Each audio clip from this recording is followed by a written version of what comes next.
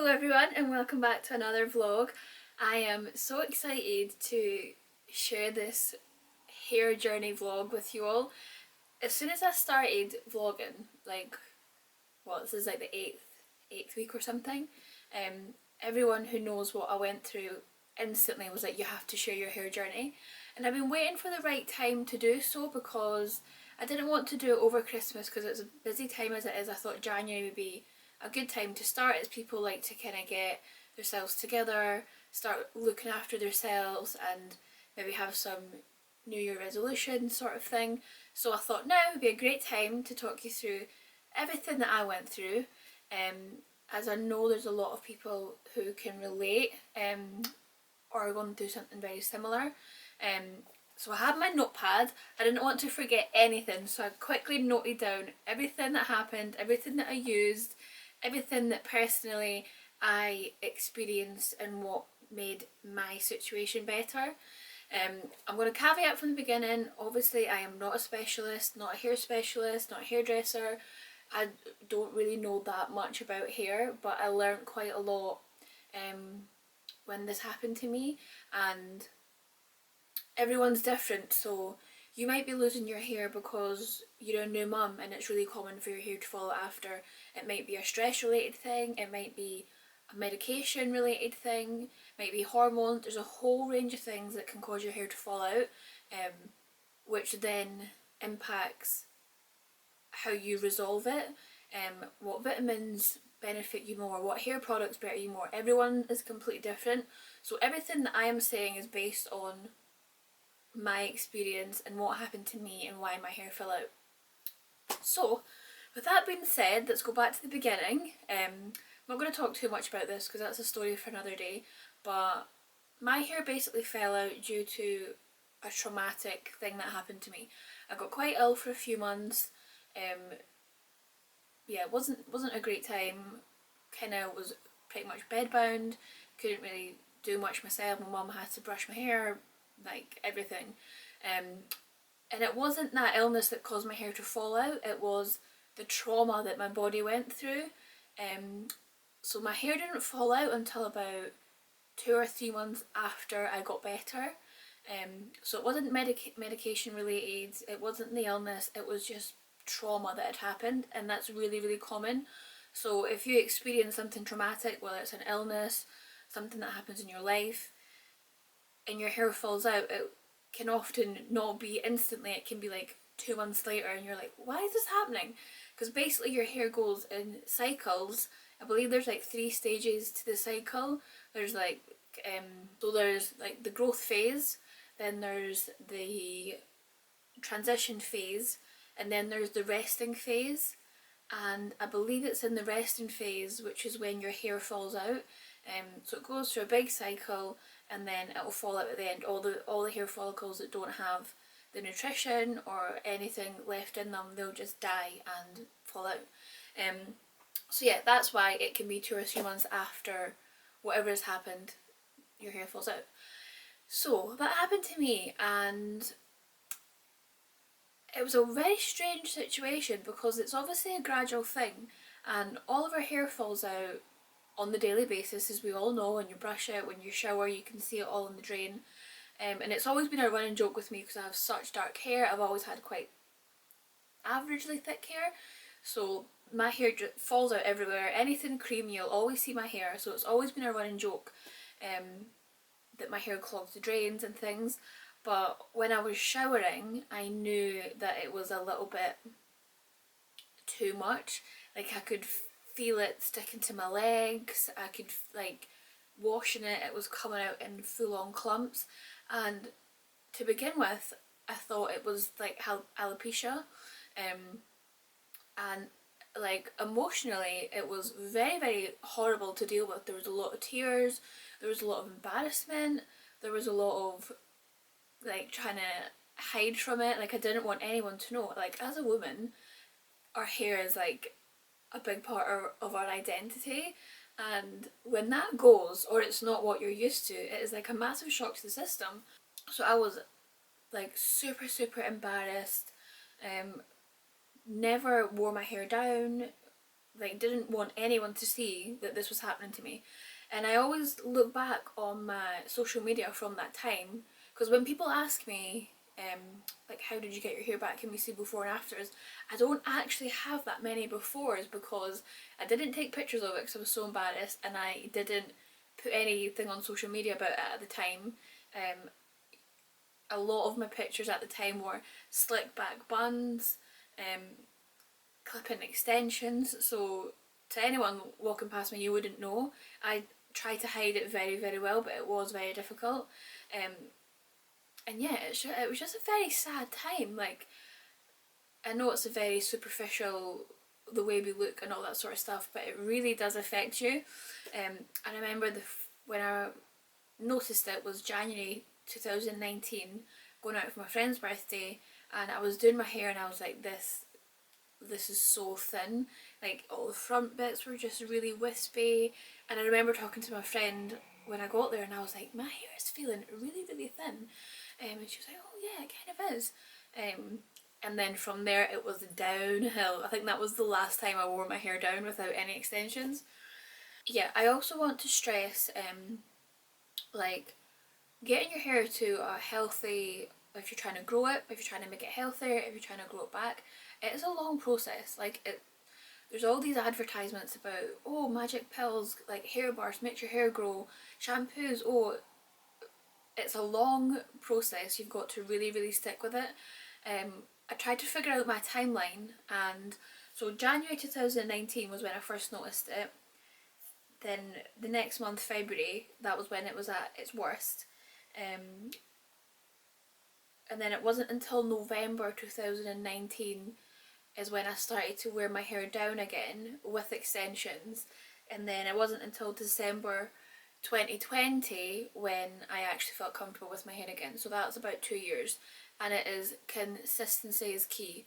Like, you have to do everything to follow the regime. Like, you're going to have to put hair scalp oils in, your hair's going to look greasy, you're going to have to take out your extensions, all the stuff that nourishes your hair you're going to have to do, and you're just going to have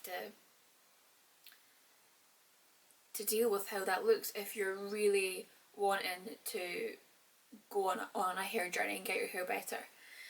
So with that being said, I'm going to just pop some pictures here of what my hair was, kind of the journey, and so you can see how bad it was. Like I said, I hid it, so I don't think anybody really realised how bad it was. And even when I was going to my hairdressers, I was like, oh, my hair is really thin, and they're like, oh no, it can't be.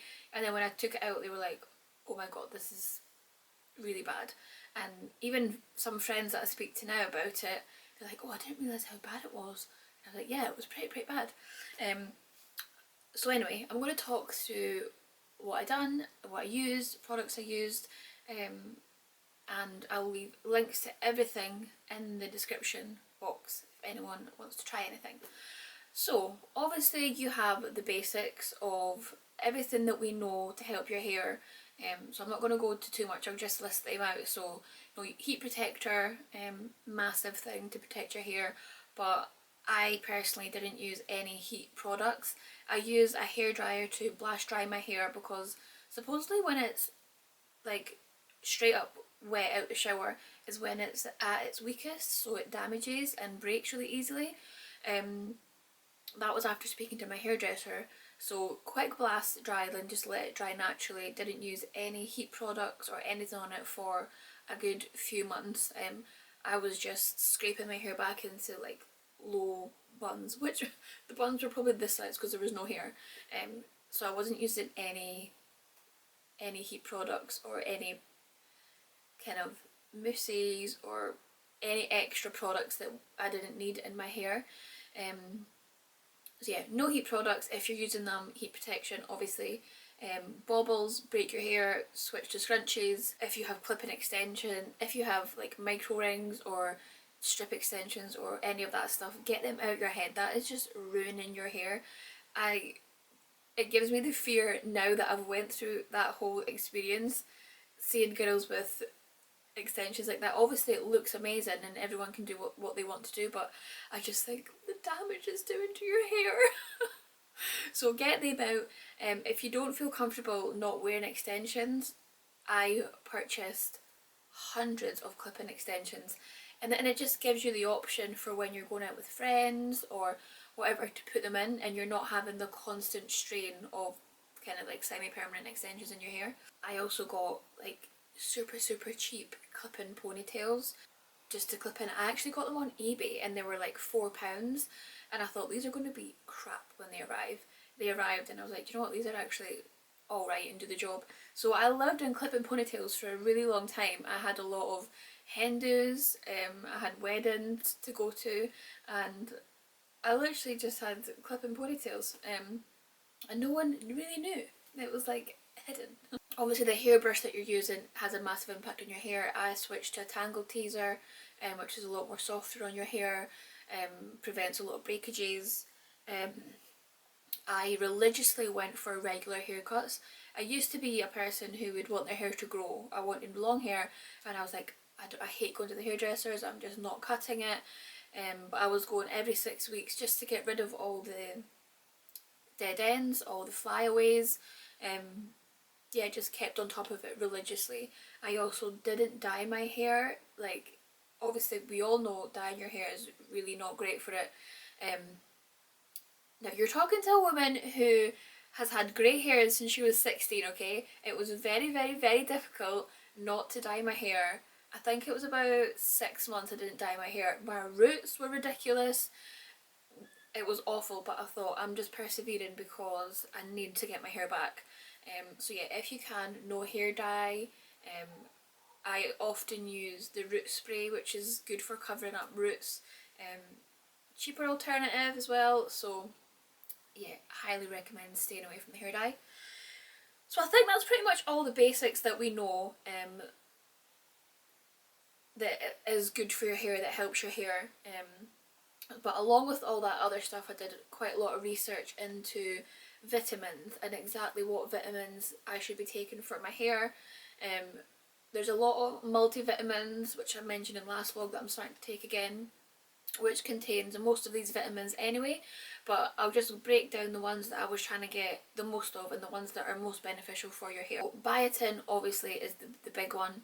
Basically, biotin is responsible for converting food into energy, so helps with the nervous and digestive system. New hair protein, I think, is that right? New protein for the hair, so obviously reduces thinning. Vitamin A, that helps the skin produce like an oily substance. I think it's called sebum.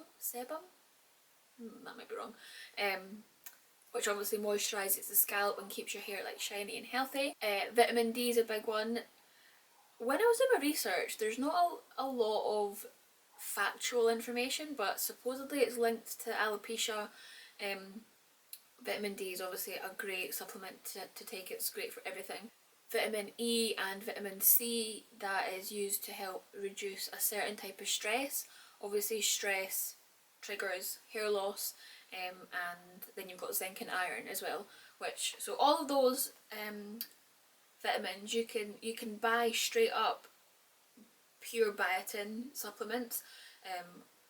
I was eating a lot of foods that had a lot of these vitamins in them, so like your oily fish, carrots, sweet potato, goji berries, meats, what else, spinach and kale. Yeah, there's a whole bunch of foods which is also beneficial for your hair. I was literally sitting at my office munching on goji berries all day long. I was doing anything to get this hair back. So yeah, that is all the vitamins that I was taking. Obviously products that I was using was a massive thing. I was never really one for spending money on good hair products. I would always just go into the supermarkets and buy like your Tresemme or whatever, L'Oreal, whatever. I wasn't really precious about it, but I started to invest in good shampoos, good hair oils, masks, and what a difference. I think this is like one of the key things that helped my hair. So everyone goes on about Olaplex, okay? I might have some crazy hairdressers going mad at me for this, but I'm almost 100% sure that Olaplex is not to treat hair loss, hair thinning, hair growth. It is to treat your existing hair. Olaplex is what I use at the minute. I use the shampoo, the conditioner and the hair mask, as well as like the bonding oil, and it keeps your existing hair gorgeous. It is like an amazing product, but I didn't use it a single time when my hair was thinning, falling out. I don't think that's what it's meant for. Correct me if I'm wrong, anyone, but I'm almost sure that that's correct. I actually used a brand called Nioxin. You've probably heard of it if you're struggling with hair loss. There's hundreds of them, depending on what sort of situation your hair is, if it's coloured, if it's not, if it's thinning, if it's, they've got lots of different categories on their website. So I used, it was a silver bottle. I'll link exactly the one that I used. Yeah, I used that and the scalp scrub. Basically, I think Nioxin treats your scalp, so it helps the hair follicles come through, like the new hair follicles, removes all dead skin cells, all the grubby stuff that is stuck on your scalp, strips all that away, so it leaves your scalp nice and fresh for new hair follicles to come through. Makes it nice and easy. So I used that. I also used a nighttime oil. I was told by a hairdresser that nighttime is when your hair does most of its repairing, so nighttime treatments are like one of the best. So I used a nighttime, I just used the ordinary brand. It was really cheap, but I found it was like the least greasy one. I could put it in and go about my day the next day and it didn't look too greasy. So I used that, put it on my scalp, and then I used scalp massager. So basically a scalp massager, I think it's like £4 in Boots, and it just, you rub it on your head in circular motions and it basically helps boost new hair follicles, and it's quite relaxing as well. So I do believe head massages are also meant to help with new hair follicles coming through. So I remember being like to Darren, oh, you know how I'm struggling with my hair, can you just give me a wee head massage, it's meant to help. So yeah, that's also meant to help. And I think that is pretty much all I used on my hair. Vitamins, products, scalp massager, oils, and just complete consistency. Time. Obviously stress is a massive factor, and it's almost like a vicious cycle, because your hair is falling out, you're stressed about it, which is not going to help. So it's just this horrible stressful cycle, but it's so easy to say, but try and not stress about it. Be consistent. One thing I will say is some things that I've done to try and hide my hair when it was at its worst, and then also when it got better, because you'll find as your hair grows back, I had, it almost made your hair look like a mullet, because all the bits at the end were so thin, and then you have all this new hair coming in at the top, so it's really thick at the top and really thin at the bottom. It was honestly like a mullet and I couldn't even handle it. And then they're like sticky up little new like alfalfa sprouts type of things. So I literally had VO5 gel, would have to gel down all my new hair. Oh my god, what a time that was. But yeah, I also, because the front was all super wispy, headbands is a great thing just to have it all off your face and have your hair at the back. Slick buns, good way of disguising. As I mentioned, clip-in ponytails, clip-in extensions. Try and stay away from your micro rings or whatever they're called. That's just disaster waiting to happen. Please don't do it. Yeah, I think all in all that is my journey. We're now at, so what was my timeline there? December 2020, so we're now in 2022, so that is 3 years since that time, that hard time, and we've made it, people. Like, I don't have the best hair in the world, but I have never been more grateful for hair. And I really truly appreciate it. I will never go back to cheap supermarket hair brands. I will always invest in my hair, and I just think why not? If there's anything that I've missed or any other questions that you would like to know, just ask and I will happily tell my secrets to thick hair. And I actually put a picture on my Instagram today saying I was filming this, and so many people asked how this hair was done. Ladies, no Dyson Air Wraps here. This is the good old fashioned blow dryer and round brush. Barrel about this size, underneath, roll it up, heat it, take it out, twirl it, and that's how I've done this day. So save myself, was it £600 for Dyson Air Wrap? No thank you, I'll just stick to my brush and hairdryer.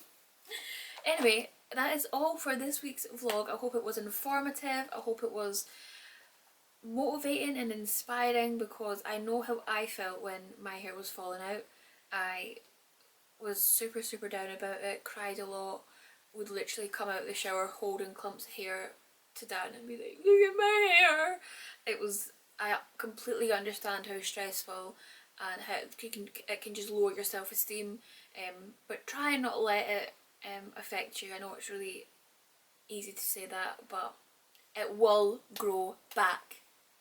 I know for a fact it will grow back. Thank you so much for watching, and I will see you next time. Mwah! Don't forget to subscribe and like and comment if you have enjoyed this type of vlog.